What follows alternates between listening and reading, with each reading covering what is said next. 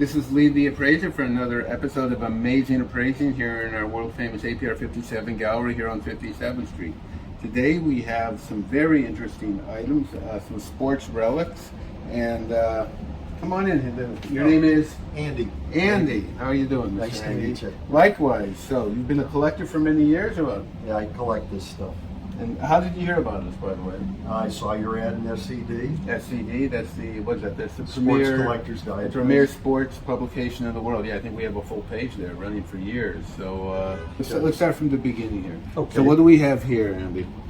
This is a Trenton Tigers jersey from Okay. 1941 to 43. They were in the ABL, American Basketball League, that predated the NBA, which didn't start till 49-50. 1949, okay. This is from 41 to 43, and it's the Trenton Tigers. Okay, you don't have to worry about reproductions here for these things, No, right? no. Okay. In fact, you'll never, I doubt you'll ever see another one of either of these jerseys. Okay, so how many teams did they have in that league? In the ABL, In the that ABL. season, at most, there were probably 10. At most. 10 teams, okay. For our audience, if they can see it from the picture here, if not, I'm going to hold it up here. Yeah, hold it up. This is a very small jersey. I mean, I'm about 6'1", and this wouldn't, it'd be tight on me. This is, we would think it would be made today for, a 12-year-old. But anyhow, this is, our friend is telling us, this is something to remember, that a couple things, I guess, really. I would say, most of society was not as big as it is today. No. And I think then also, primarily, the athletes were smaller, meaning the better players, the better athletics were smaller people as the most part, right? I guess that's true, right? Yes. So a combination of those two things, it was very rare to have a guy 6'10" that was actually athletic, we'll say. And you may have some people then, but at that 6'10", they would be considered somewhat like freakish and freaks, and they wouldn't be very athletic to play sports, Yes. right? Okay. Now, Cool. for example, this over here, this is signed by Ed Watchner. He was the first big man in pro basketball. He played from like 1900 to 1910. He's in the Basketball Hall of Fame. He was the first, quote, big man. And how tall was he? 6'1". Oh, 6'1". I could have been a big man in the NBA. I was born in a different generation. This is Oh my after he God. retired. He worked for the city of Troy, and he worked for them, and it's on his letterhead. What did he do there? He was. Probably a clerk. Well, it says he was in the recreation department. Yeah, I mean, he wasn't. He was probably. It says he was. No, it says he was superintendent of recreation. superintendent for the city of Troy. Right there. So one of the biggest cities. But anyway, he Okay. was. If you were to Google his name, you'd see he played. He was one of the best players back then. Okay, so me as a pretty knowledgeable sports person would tell you that to me and my friends, the first big man everyone mostly thinks of is George Mikan. Is that right? Right, but he Okay. didn't play until About the 1950, 40s, right? 50s. Yeah, 49, 50, I think, Yeah, something he like played that. in the BAA, the Basketball Association of America, which was prior to the NBA also. That league lasted for several years. That was after the ABL, which was this jersey here. But anyone should know that anything by George Mikan, because I believe he was the first. Was he the first player from the NBA that made it into the Hall of Fame? Probably one of the first. Probably one of the first, because I mean he played college at DePaul University in the mid-40s during the World War II, and when he got out of college, he went right to the BAA, and he played also in the NBA. And the Went NBA to the Lakers. Minneapolis Lakers. And then they moved to Los Angeles, right? Right. They moved to LA in 60-61. That's my hometown, Minneapolis. Yeah. Okay, let's okay. All our Tell me about Minneapolis this here. What do we got fans. here? This is extremely rare. It says Palace Club. It's Tell me about the it's- Palace Club. It it's sounds like something it's you find in Washington Harlem. Palace right? Club. You know? at that time? This was an ABL team in the 20s, 1926-27. What? Before they had city? numbers. What city? Washington. Washington D.C. Washington, D.C. Yeah, Washington D.C. Pals Club. And it was before they had numbers. And it was a pro team in the American Basketball League in the 20s. And had a lot of big name players on the team. But Oh, Washington. I should. Looks like it's Yeah. made of wool, Yeah. partially made of wool and That's partially cotton or something. Yeah. That's what they 20s. wanted to do. They wanted to make uniforms out of the warmest and most uncomfortable material they possibly could, right? I guess that's- well, You see that? You can see the tell- Seinfeld episode where George? I love Seinfeld. So I he love worked for the those Yankees in episodes. one episode as the general manager, the general manager's assistant, and he recommends the Yankees wear Cotton. Was it cotton or wool? I He wanted them to wear cotton. Was it cotton? And then I don't know. Something happened over there. Of course, if he's They involved. were in those years. I mean, cotton way back when, but then later on they chose polyester because it.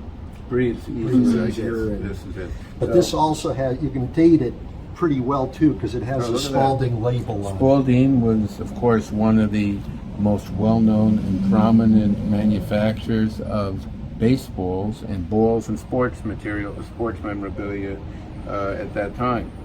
Spalding Brothers. So I think they made bats. They made pretty much everything. I just remember as a kid we used to play with their rubber balls.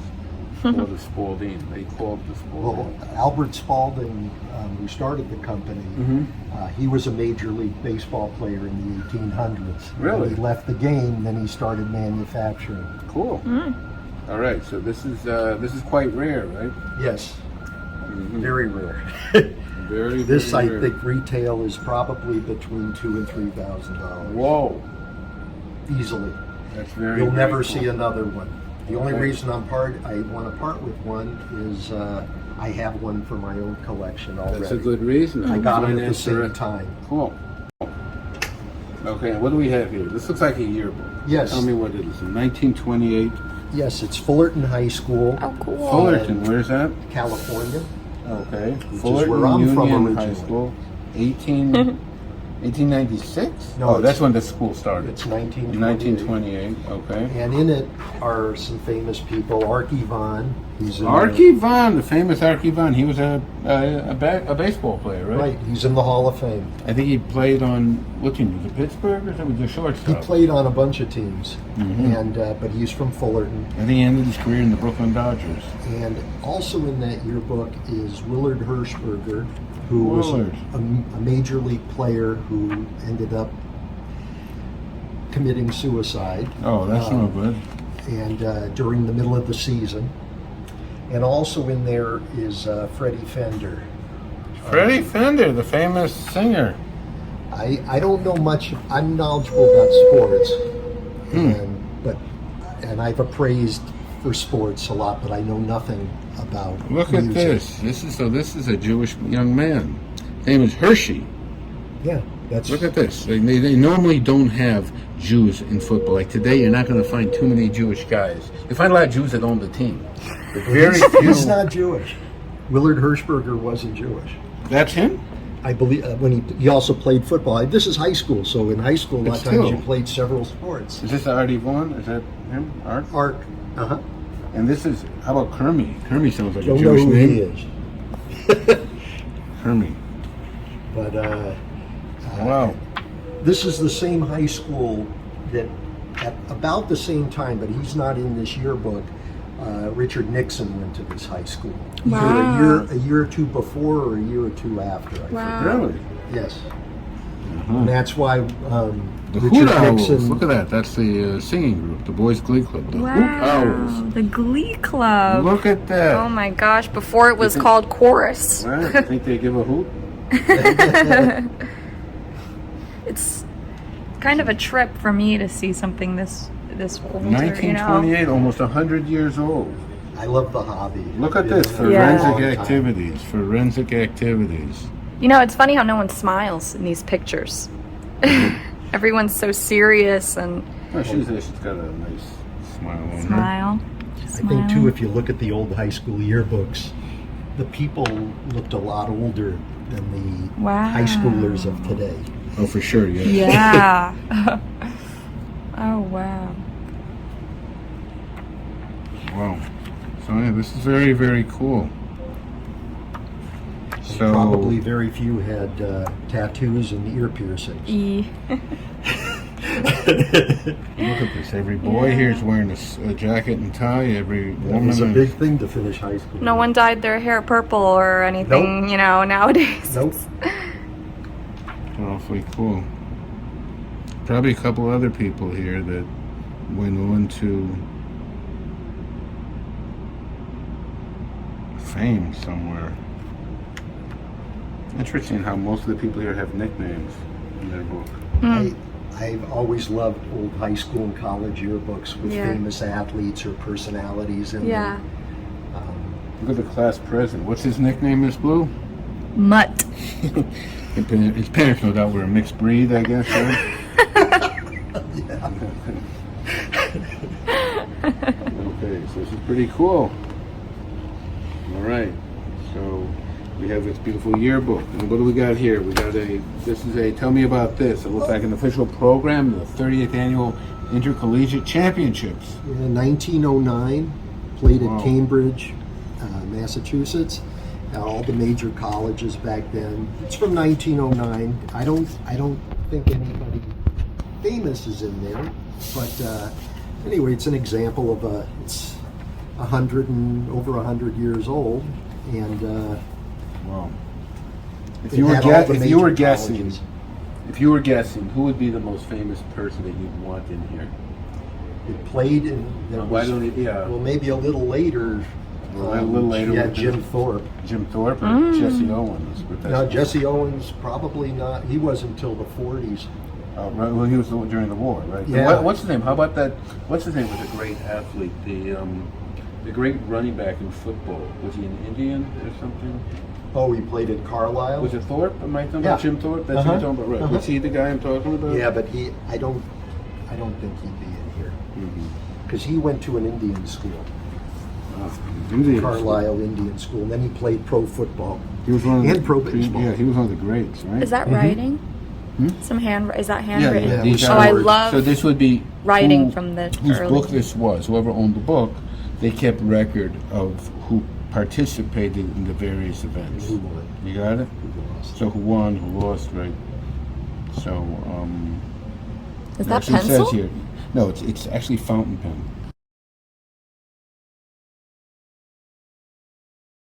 Oh, wow. So they actually took a fountain pen to the event Right. to scribble out down here. Just like you'd score a baseball. Well, Look like at this, you'd and then you score have a all the baseball schools here, the program. famous schools. You know, all the what they call the Ivy League schools. You have Brown, Columbia, Cornell, Dartmouth, Fordham, Harvard, Michigan, NYU. Look at that, NYU 0. Not one. Well, it's possible they didn't even make the. Didn't even have anyone in the event. Look, Penn, Princeton. Look at Princeton. They got 7 people in here. Which And one was- Yale. Look at Yale. So the winner is Harvard. Wow. At 30, almost 40. They won like looks like almost 40 events here. But I think Yale was very close. Yale was very close. This is very cool stuff, my friend. Yeah, thank you. Thank you.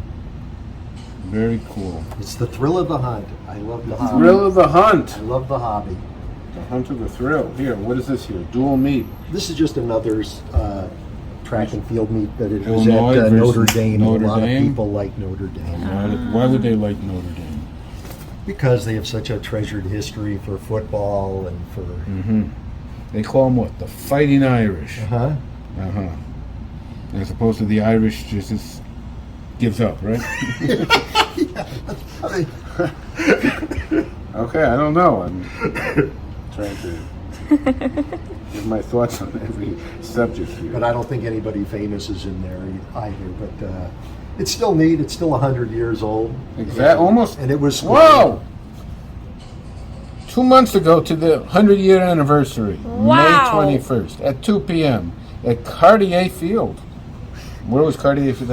It's interesting if that was the field that The jeweler promoted it at that time. Now, what do we have here?